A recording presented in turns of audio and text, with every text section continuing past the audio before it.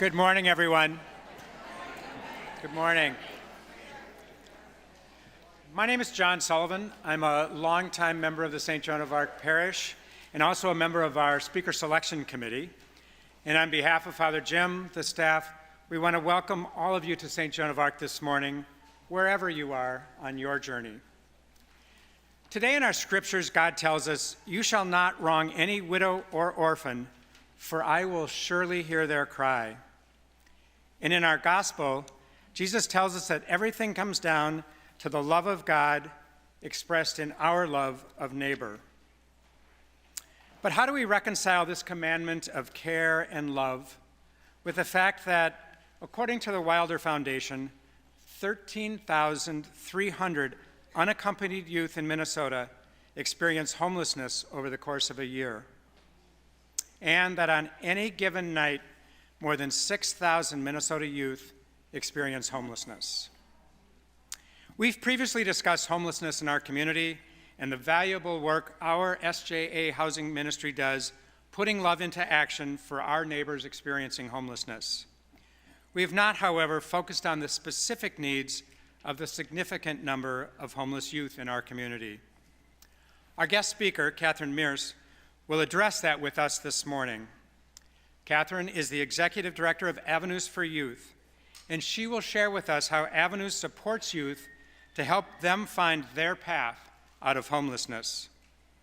Katherine is inspired every day by the passion and resilience of the young people she walks with, and we are thrilled to welcome her to be with us today. Please join me in welcoming my friend, Katherine Meerse.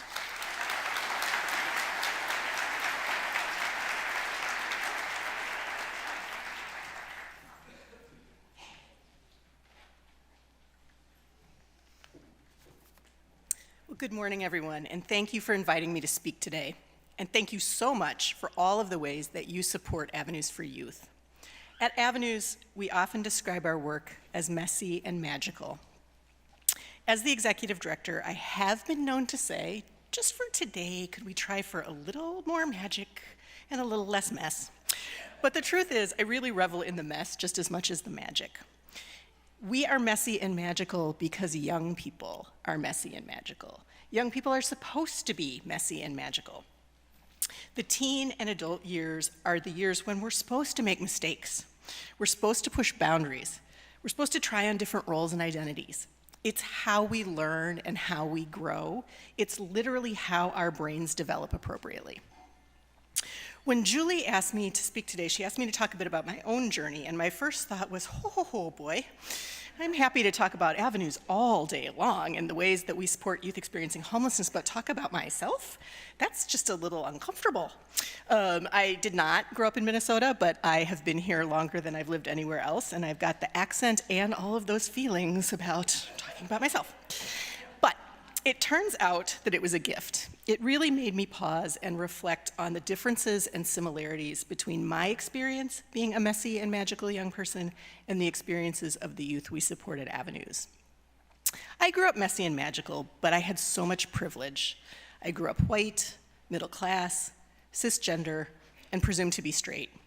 My parents were social justice minded, and I grew up watching them advocate for civil rights, women's rights, and LGBTQ rights, and I definitely inherited their convictions, but I don't think I began to fully grasp the extent of my own privilege until I came to work at Avenues. I didn't understand how my privilege meant that being a messy and magical young person came with very, very low stakes for me. I experimented with all of the things that teenagers in the 1980s experimented with. I will spare you the details. But I was confident that none of that would go on my permanent record. As a young white female, society had not conditioned anyone to see me as a threat. No one was looking, either consciously or unconsciously, for a reason to suspend me from school or to arrest me. Some of the Black and brown youth at Avenues have records for doing the exact same things that I did when I was in high school and college. I went to a well-funded small-town public high school with great teachers, small class sizes, and all the resources we could possibly need. Of course, I got into a great college. I got deeply and passionately involved in the movement to get my college to divest from companies doing business in South Africa. So much so that in my senior year, I refused to take my scholarship from the college. My father was in a position that he could take out an extra loan so that I could still graduate debt-free. And we won the divestment fight. The magic of succeeding at that propelled me into a lifetime of activism. When I graduated from college, I moved to Washington, D.C., ready to take on the world. And it was a messy 6 months of my life. Turned out I really didn't like D.C., I didn't like my job, and I was most definitely not ready for adulting. So I moved back home with my mom. No harm, no foul. I had a home to go back to. My safety net was super strong. I came to Minnesota to go to graduate school, thinking I would be a college professor like my parents, and that turned out to be pretty messy too. It actually turned out that I didn't like teaching, writing, or research. But it was also a magical time. I made lifelong friends. I fell in love with Minnesota and decided to make it my home. I fell in love with my husband, and in 2025, we'll celebrate 30 years of marriage. And I finally figured out at around the age of 29 or so what I wanted to be when I grew up. I had been studying activists in graduate school, and I realized I wanted to be one. And I also fell in love with young people, their passion, their resilience, their optimism. And because I got into that great college, I also got a full ride in graduate school. So I could complete my PhD once again debt-free. I could afford to spend all those years in graduate school and then take a low-paying entry-level job at an activist organization. As a white, middle-class, cisgender person, the deck was and always is stacked in my favor. The young people we support at Avenues are ages 16 to 24. And in so many ways, they are just like me when I was their age. They are experimenting. They are dreaming. They are pushing boundaries. They're thinking about college. They're thinking about careers. They're dreaming of families and a home of their own. But in crucial ways, ways that make the stakes for them being messy and magical so much higher than they were for me, they're very different from me. 80 to 90% of the youth we support at Avenues every year are Black, Indigenous, and people of color. And this is not surprising because BIPOC folks are vastly overrepresented among youth experiencing homelessness in Minnesota. Every year, up to 40% of the youth we support at Avenues identify as LGBTQ+, again reflecting their overrepresentation in the population of youth experiencing homelessness. Racism, homophobia, and transphobia are root causes of homelessness. There is no one reason that all young people, that youth experience homelessness, but all of the reasons are caused or exacerbated by racism, homophobia, and transphobia. Many of our young people, for example, come to us because of untreated mental health issues, either their own or a family member's, that make it difficult or unsafe for them to be at home. My father suffered from depression, and he was able to easily access mental health supports and medication. He had great health insurance, and he could find mental health providers who looked like him and understood his experiences. Our young people and their families often don't have that kind of resource. So my father had mental health issues, but it did not tear our family apart. That cannot be said for all of our young folks. Some of our young people come to us because of undue financial burdens placed on them by their families. And it's not necessarily malicious on the part of their family. Many of our young people are coming from generational cycles of poverty, and the family is just struggling to hold on. But how can you dream?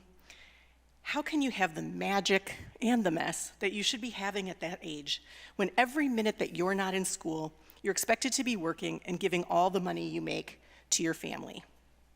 And what happens if you make one perfectly normal, developmentally appropriate mistake, and as a result, you lose your job? I was never taught, before I took my first waitressing job, how to serve wine. A bottle of red wine and a woman in a white suit later, and I did not have a job anymore. It was not pretty. But I was able to get another job, and my family was not expecting me to contribute. When one of our young folks loses their job, it can mean that their family has to if their family kicks them out. Coming out as bisexual to my family wasn't a walk in the park, but again, we had so many resources available to us. Some of our young people who come out as LGBTQ are kicked out by their families simply for coming out. But often it's much more complex than that. Their families are already stressed to the breaking point by poverty, racism, lack of access to mental and physical health supports, and housing instability. Accepting their child's identity may just be one more thing they can't deal with right now. And then some of our young people come to us absolutely loved and cherished by their family, but the whole family is experiencing homelessness and they've had to split up to find housing. There are lots of other reasons that youth experience homelessness, but we don't have all day, and I want to talk a bit about hope. The reason that I can get up every day and do what I do is because I see how the youth we support succeed and thrive. Our young people have been through a lot, but they are so resilient. And every day brings more good news.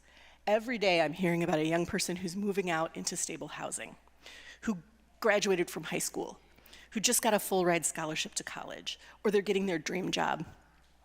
Or even, I get to overhear a couple of youth debating the pros and cons of their top 2 choices for Halloween costume this year.